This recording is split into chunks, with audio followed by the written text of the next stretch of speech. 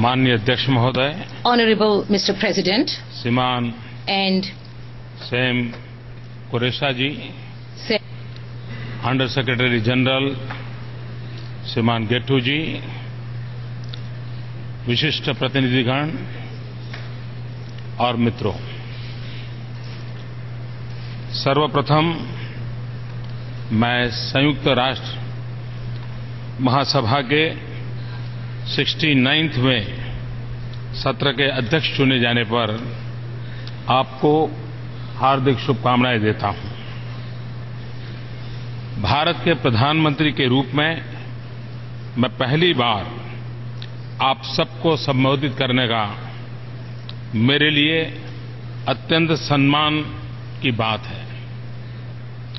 मैं भारतवासियों की आशाओं व अपेक्षाओं से अभिभूत हूं। उसी प्रकार मुझे इस बात का पूरा भान है कि विश्व को 1.25 बिलियन लोगों से क्या अपेक्षाएं हैं। भारत वह देश है जहां मानवता का 6वां हिस्सा आबाद है। भारत ऐसे व्यापक पैमाने पर आर्थिक व सामाजिक बदलाव से गुजर रहा है जिसका उदाहरण इतिहास में दुर्लभ है। प्रत्येक राष्ट्र की विश्व की अवधारणा उसकी सभ्यता व उसकी दार्शनिक परंपरा के आधार पर निरूपित होती है। भारत का चिरंतन विवेक समस्त विश्व को एक कुटुंब के रूप में देखता है। और मैं जब ये बात कहता हूं तब मैं साफ करता हूं कि हर देश की अपनी एक फिलॉसफी होती है। मैं आइडियोलॉजी के संबंध में नहीं कह रहा हूं। और देश उस फिलॉसफी के प्रेरणा से आगे बढ़ता है।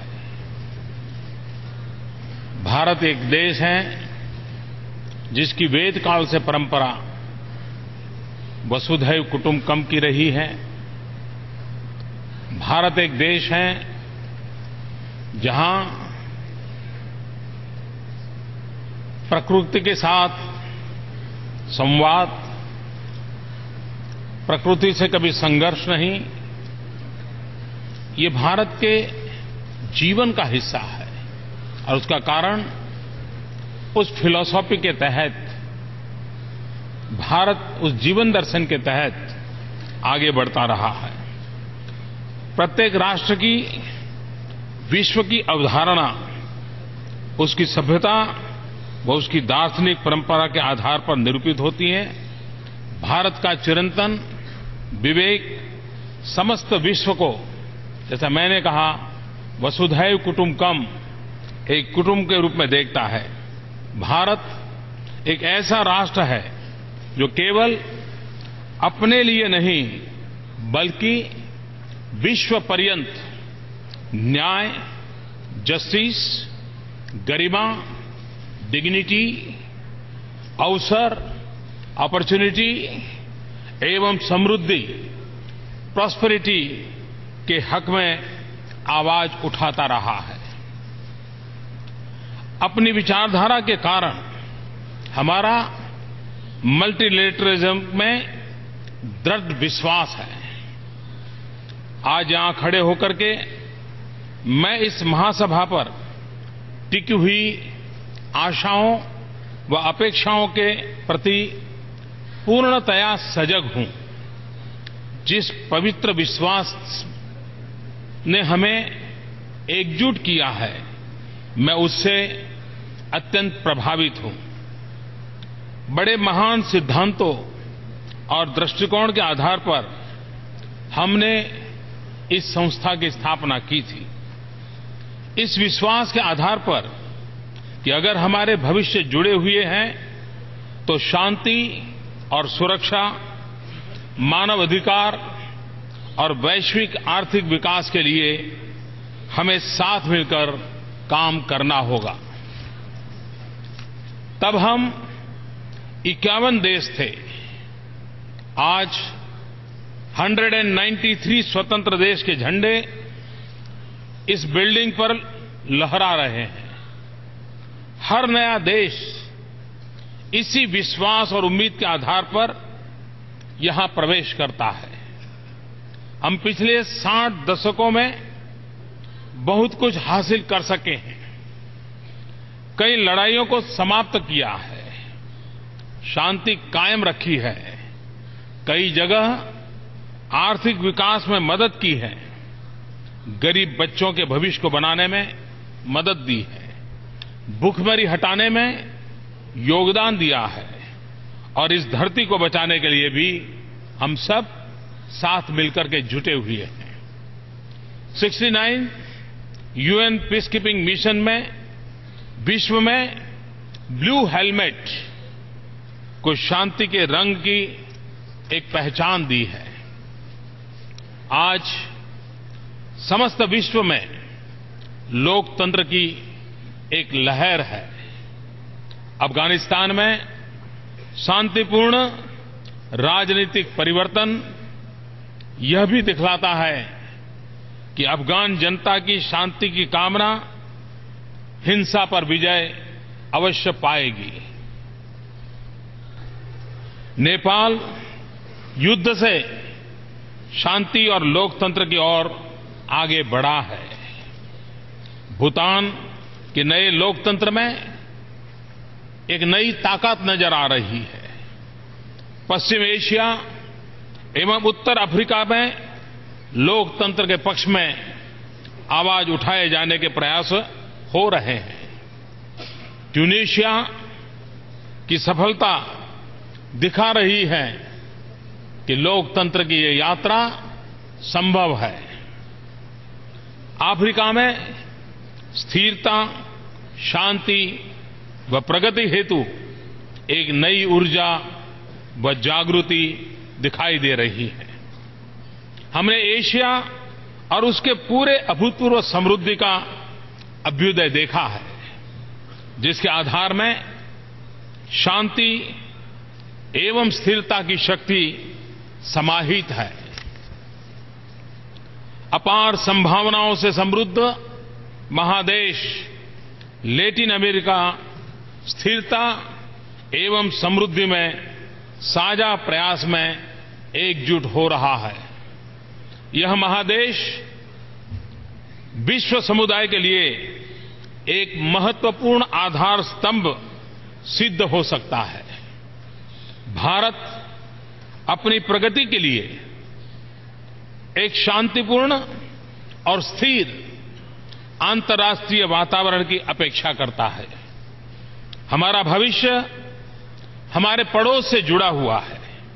इसी कारण मेरी सरकार ने पहले ही दिन से पड़ोसी देशों से मित्रता और सहयोग बढ़ाने पर पूरी प्राथमिकता दी है और पाकिस्तान के प्रति भी मेरी यही नीति है। मैं पाकिस्तान से मित्रता और सहयोग बढ़ाने के लिए पूरी गंभीरता से शांतिपूर्ण वातावरण में बिना आतंक के साये के साथ द्विपक्षीय वार्ता करना चाहता हूं, लेकिन पाकिस्तान का भी यह दायित्व है कि उपयुक्त वातावरण बनाए और गंभीरता से द्विपक्षीय बातचीत के लिए सामने आए और इस मंच पर बात उठाने से समाधान के प्रयास कितने सफल होंगे, इस पर कईयों को शक है। आज हमें बाढ़ से पीड़ित कश्मीर के लोगों को सहायता देने पर ध्यान देना चाहिए, जो हमने भारत में बड़े पैमाने पर आयोजित किया है और इसके लिए सिर्फ भारत में कश्मीर उसी का ख्याल रखने पर हम रुके नहीं हैं। हमने पाकिस्तान को भी कहा क्योंकि उस क्षेत्र में भी बाढ़ का असर था। हमने उनको भी कहा कि हम जिस प्रकार से कश्मीर में बाढ़ पीड़ितों की सेवा कर रहे हैं, हम पाकिस्तान में भी उन बाढ़ पीड़ितों की सेवा करने के लिए हमने सामने से प्रस्ताव रखा था। हम विकासशील विश्व का हिस्सा हैं, लेकिन हम अपने सीमित संसाधनों को उन सभी के साथ साझा करने के इच्छुक हैं जिन्हें इनकी नितांत आवश्यकता है।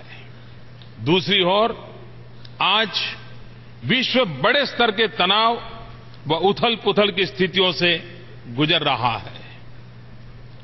बड़े युद्ध नहीं हो रहे हैं, परंतु तनाव एवं संघर्ष सब दूर नजर आ रहा है, बहुतेरे हैं। शांति का अभाव है तथा भविष्य के प्रति अनिश्चितता है। आज भी व्यापक रूप से गरीबी फैली हुई है। एक होता हुआ एशिया प्रशांत क्षेत्र, एशिया पैसिफिक रीजन अभी भी समुद्रवर्ती सुरक्षा, जो कि इसके भविष्य के लिए आधारभूत महत्व रखती है, को लेकर बहुत चिंतित है। यूरोप के सम्मुख नए विभाजन का खतरा मंडरा रहा है। पश्चिम एशिया में विभाजक रेखाएं और आतंकवाद बढ़ रहे हैं। हमारे अपने क्षेत्र में आतंकवाद के अस्थिरताकारी खतरे से जूझना जारी है। हम पिछले 4 दशक से इस संकट को झेल रहे हैं। आतंकवाद नए नए रूप और नाम से प्रकट होता जा रहा है। इसके खतरे से छोटा या बड़ा, उत्तर में हो या दक्षिण में, पूरब में हो या पश्चिम में, कोई भी देश मुक्त नहीं है। मुझे याद है जब मैं 20 साल पहले विश्व के कुछ नेताओं से मिलता था और आतंकवाद की चर्चा करता था, तो उनको ये बात गले नहीं उतरती थी। वो कहते थे तो लॉ एंड ऑर्डर प्रॉब्लम है। लेकिन धीरे धीरे आज पूरा विश्व देख रहा है कि आतंकवाद किस प्रकार के फैलाव करता चला जा रहा है। परंतु क्या हम वाकई इन ताकतों को से निपटने के लिए सम्मिलित रूप से ठोस अंतर्राष्ट्रीय प्रयास कर रहे हैं? और मैं मानता हूं ये सवाल बहुत गंभीर है। आज भी कई देश आतंकवादियों को अपने क्षेत्र में पनाह दे रहे हैं और आतंकवाद को अपनी नीति का उपकरण मानते हैं। और जब good terrorism and bad terrorism ये बातें सुनने को मिलती है, तब तो आतंकवाद के खिलाफ लड़ने की हमारी निष्ठाओं पर भी सवाल या निशान खड़े होते हैं। पश्चिम एशिया में आतंकवाद की पाशविकतापूर्ण वापसी तथा दूर और पास के देशों पर इसके प्रभाव को ध्यान में रखते हुए सम्मिलित कार्यवाही का स्वागत करते हैं। परंतु इसमें क्षेत्र के सभी देशों की भागीदारी और समर्थन अनिवार्य है। अगर हम टेररिज्म से लड़ना चाहते हैं तो क्यों न सबकी भागीदारी हो, क्यों न सबका साथ हो और क्यों न उस बात पर आग्रह किया जाए। समुद्र, सी, स्पेस एवं साइबर स्पेस साझा समृद्धि के साथ साथ संघर्ष के रंगमंच बने हैं। जो समंदर हमें जोड़ता था, उसी समुद्र से आज टकराव की खबरें शुरू हो रही है। जो स्पेस हमारी सिद्धियों का एक अवसर बनता था, जो साइबर हमें जोड़ता था, आज इन महत्वपूर्ण क्षेत्रों में नए संकट नजर आ रहे हैं। उस अंतर्राष्ट्रीय एकजुटता की जिसके आधार पर संयुक्त राष्ट्र की स्थापना हुई, जितनी आवश्यकता आज है उतनी इसके पहले कभी नहीं थी। आज हम इंटरडिपेंडेंट वर्ल्ड कहते हैं तो क्या हमारी आपसी एकता बढ़ी है?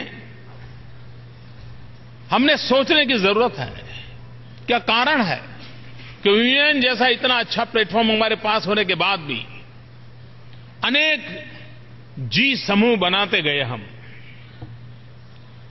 आज हम कई जी की बातें करते हैं, जिसके नंबर बदलते रहते हैं। कभी G4 होगा, कभी G7 होगा, कभी G20 होगा, हम बदलते रहते हैं। और चाहे या न चाहे हम भी उन समूहों में जुड़े हैं, भारत भी जुड़ा हुआ है। लेकिन क्या आवश्यकता नहीं है कि हम G1 से आगे बढ़कर के G-all की तरफ कदम उठाएं? और जब यूएन अपने 70 वर्ष मनाने जा रहा है, तब ये G-all का एटमॉस्फेयर कैसे बने? फिर एक बार यही मंच हमारी समस्याओं के समाधान का अवसर कैसे बन सके, इसकी विश्वसनीयता कैसे बढ़े, इसका सामर्थ्य कैसे बढ़े, तभी जाकर के हम यहां संयुक्त बात करते हैं, लेकिन टुकड़ों में बिखर जाते हैं, उससे हम बच सकते हैं। एक तरफ तो हम यह कहते हैं कि हमारी नीतियां परस्पर जुड़ी हुई है, और दूसरी तरफ हम जीरो सम गेम के नजरिए से सोचते हैं। अगर उसे लाभ होता है तो मेरी हानि होती है। कौन किसके लाभ में है, कौन किसकी हानि में है, यही मानदंड के आधार पर हम आगे बढ़ते हैं। निराशावादी या आलोचनावादी की तरह कुछ भी नहीं बदलने वाला। एक बहुत बड़ा वर्ग है जिसके मन में ये, छोड़ो यार, अब कुछ होने वाला नहीं है, हो चुका, अब कुछ होने वाला नहीं।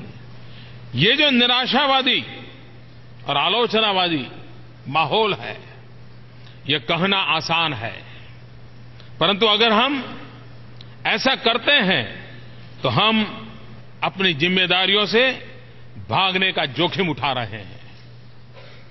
वो अपने सामूहिक भविष्य को हम खतरे में डाल रहे हैं।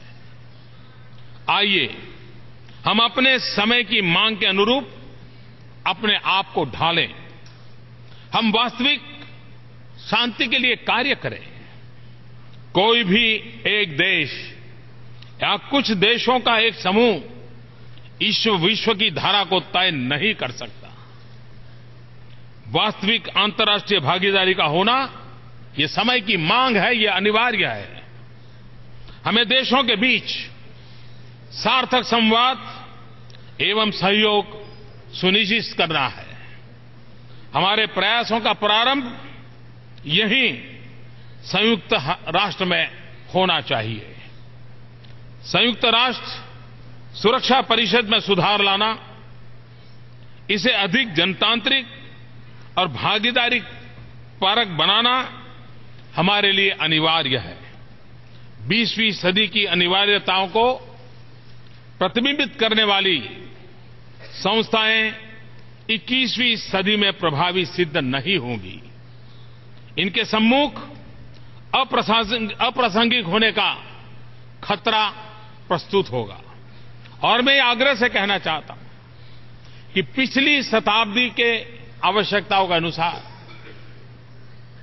जिन बातों पर हमने बल दिया, जिन नीति नियमों का निर्धारण किया, 21वीं सदी में विश्व काफी बदल चुका है, बदल रहा है, और बदलने की गति भी बड़ी तेज है। ऐसे समय ये अनिवार्य हो जाता है कि हम समय के साथ अपने आप को ढालें, हम परिवर्तन करें, हम नए विचारों पर बल दें। अगर ये हम कर पाएंगे तभी जाकर के हमारा रिलेवेंस रहेगा।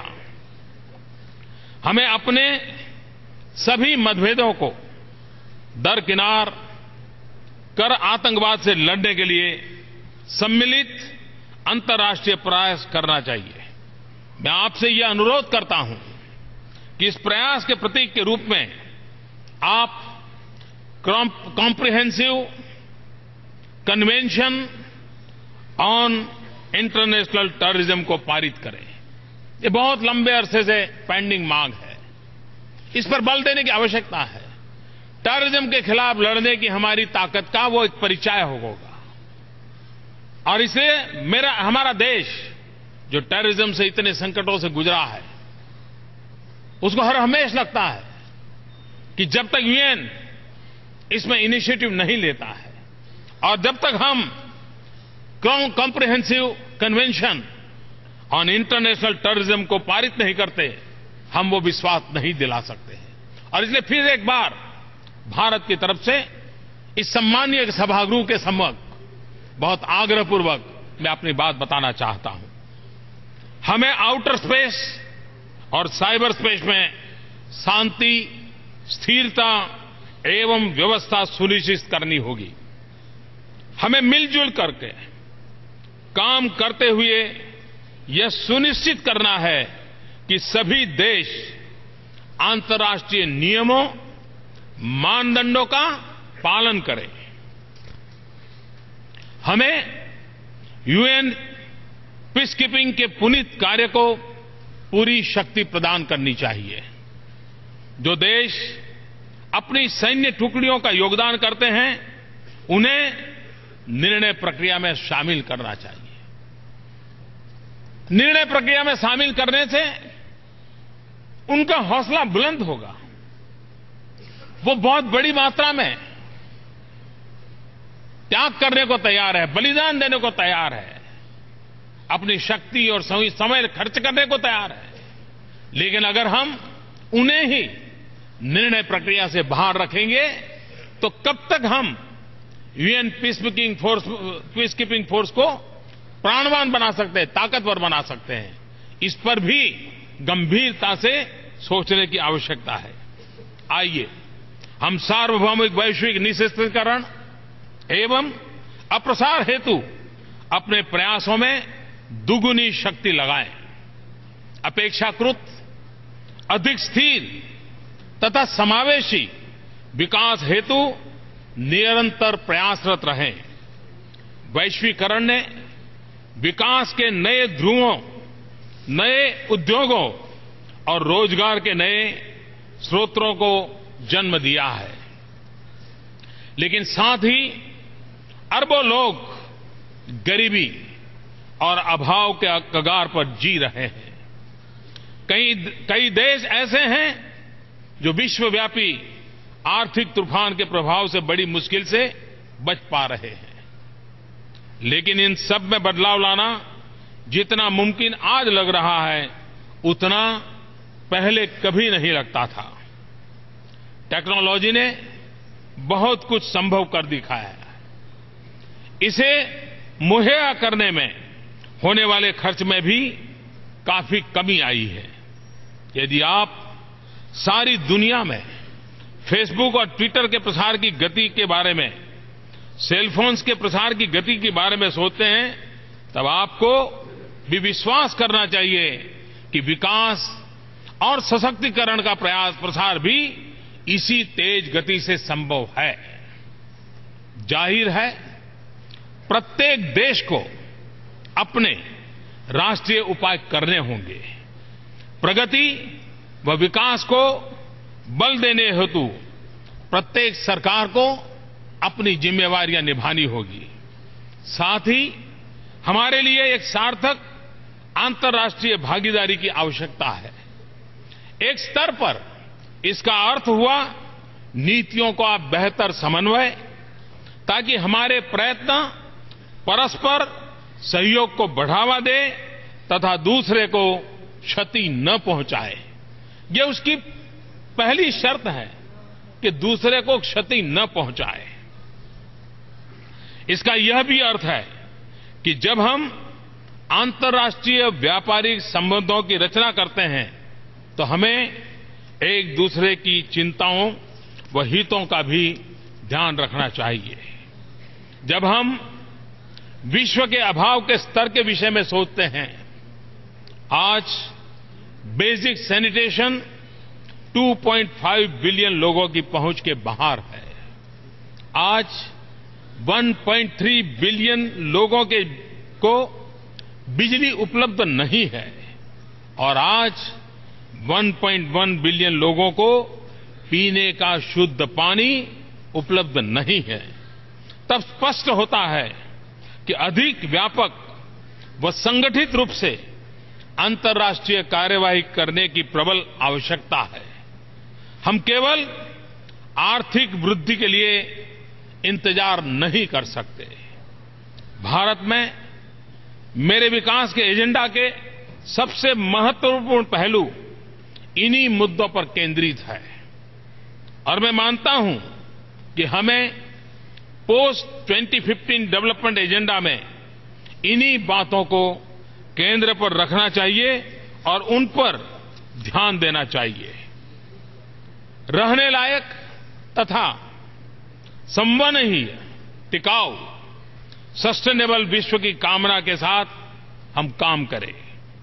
इन मुद्दों पर ढेर सारे विवाद एवं दस्तावेज उपलब्ध हैं, लेकिन हम अपने चारों ओर ऐसी कई चीजें देखते हैं जिनके कारण हमें चिंतित व आगाह हो जाना चाहिए और ऐसी भी चीजें हैं जिन्हें देखने से हमें चिंतित होते जा रहे हैं। जंगल, पशु पक्षी, निर्मल नदियां व झीलें और नीला आसमान। मैं 3 बातें कहना चाहूंगा। पहली बात, हमें चुनौतियों से निपटने के लिए अपनी जिम्मेदारियों को निभाने में ईमानदारी बरतनी चाहिए।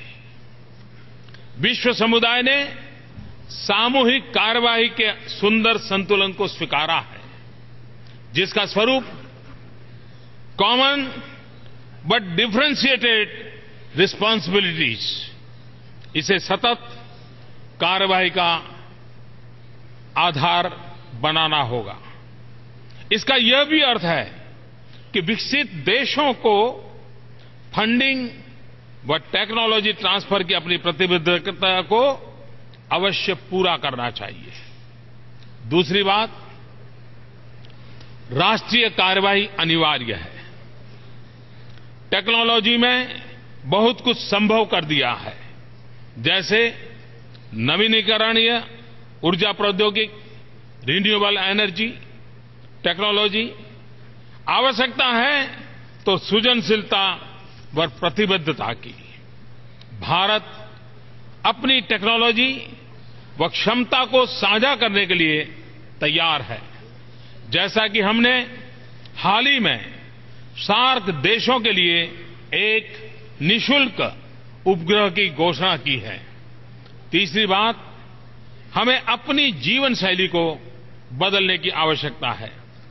जिस ऊर्जा का उपयोग न हुआ हो वह सबसे साफ ऊर्जा है।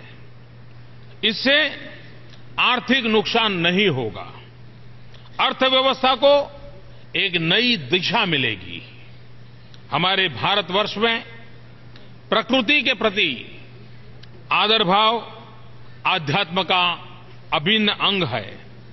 हम प्रकृति की देन को पवित्र मानते हैं।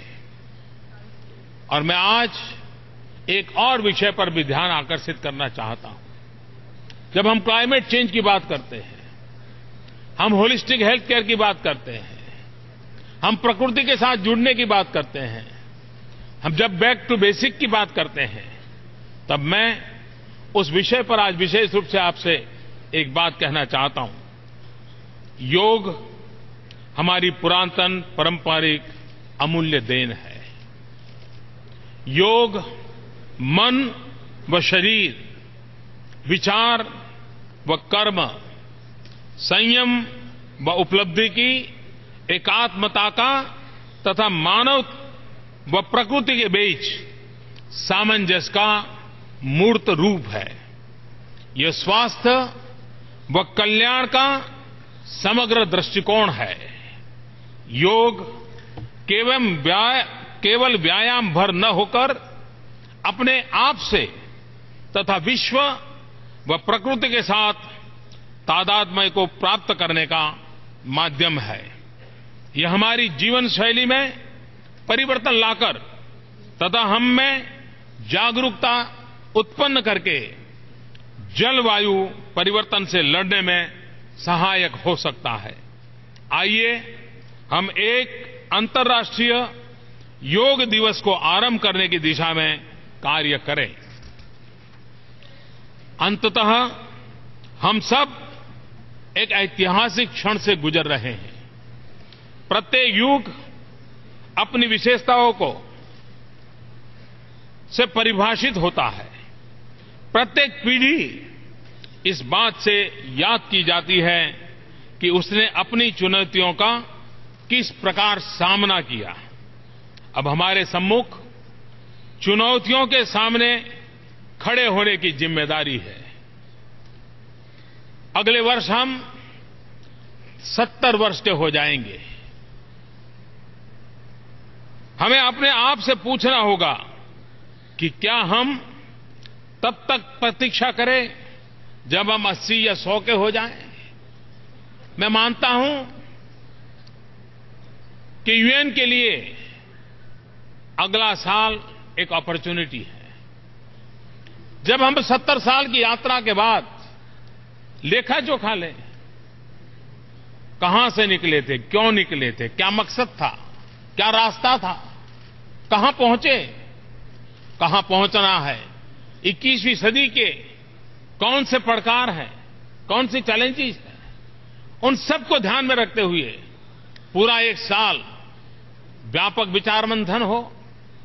हम यूनिवर्सिटीज को जोड़ें, नई जनरेशन को जोड़ें, जो हमारे पिछले कार्यकाल का विगत से मूल्यांकन करे, उसका अध्ययन करे और हमें वो भी अपने विचार दें।